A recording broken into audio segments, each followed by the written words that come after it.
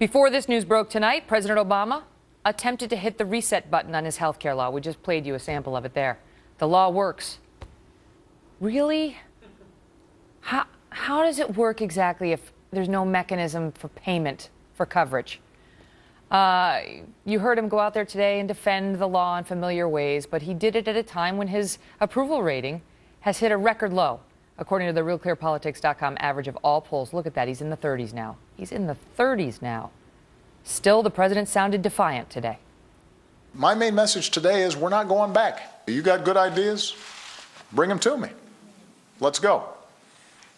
But we're not repealing it as long as I'm president. I want everybody to be clear about that. Chris Direwalt is our Fox News digital politics editor and host of Power Play on FoxNews.com Live. In the 30s now, yeah. Chris. Well, and we're not repealing it as long as he's president, ellipsis, but after that, who knows? It seemed to sort of invite the question. The president down in popularity, the law down in popularity. Every day brings a new problem, a new missed promise, a new disaster. Fresh horrors await. And the president says, I know, but we're going to drag forward into this thing. We're going to put it in place, whatever we have to do. And it's going to be the law of the land at least until 2017. That sounds more like, it sounded to me more like a funeral for the hope and change. He was even kind of dressed like an undertaker. It was not much of a campaign rally. You know, you can see the picture of Barack Obama and Joe Biden standing together if Joe Biden becomes the Democratic nominee and the president saying, this is a big bleeping deal. Right, you know, the same words that Joe Biden said to him, like, good luck with this.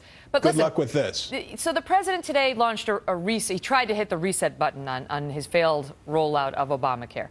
At the same time, we get these reports that not only now is there not a payment mechanism, and tonight, we knew there was no payment mechanism, but tonight we get the word that, okay, their big fix, which they refused to reveal for days and weeks on end, the big fix is they're just going to start cutting checks. They're just going to start doing it without that system being set up. And, you know, they'll true it up later. So we're going to trust the administration. We're going to trust the health insurance companies not to screw us.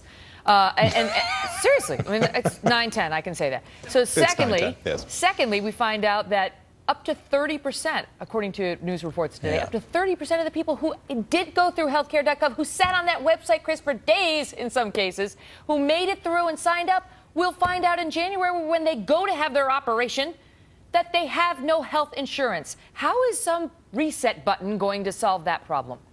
Well, it ain't. And I think right now the plan is they're going to gas up some B-52s and just start dropping money over the state of Connecticut on the insurance companies and hope that enough gets down on the ground so that all these millions of Americans who had their policies canceled can actually get insurance. Just please, God, give them insurance is the plea from the administration. We'll give you whatever. The news that broke yesterday evening was the fact that they've laid the regulatory groundwork for the eventual bailout. The law provides a provision for a bailout loan to go to the insurance industry.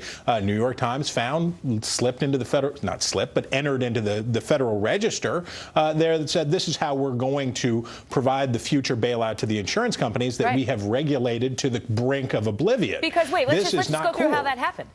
The president made a promise that was not true about if you like your plan, you can keep it. Then for political reasons, because the ceiling was crashing down upon him and other Democrats, he offered a fix. The fix was, I'll try to make my promise come true if the insurance companies will go along with me. Well, the insurance companies say, we're not going along. We're not going to let those people keep their plans. The whole system depends on the young, healthy people getting kicked off of their plans and going into this new higher cost risk pool, and we're going to be the beneficiaries of that. That's the only way we agreed to insure the old sick people for these costs.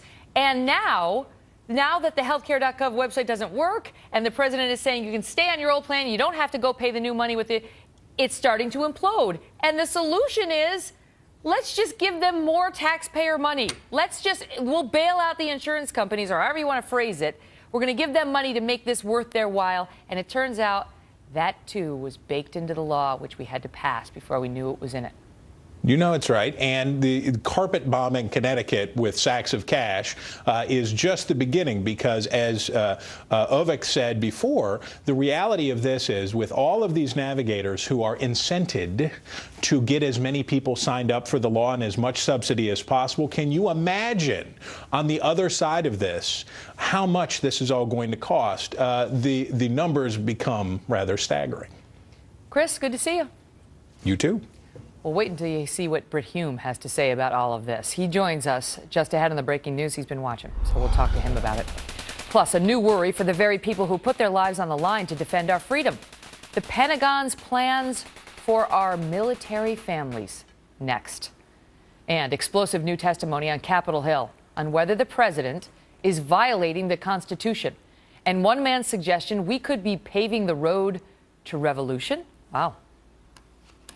As James Madison warned centuries ago in Federalist Number 47, the accumulation of all powers, legislative, executive, and judiciary, in the same hands may justly be pronounced the very definition of tyranny.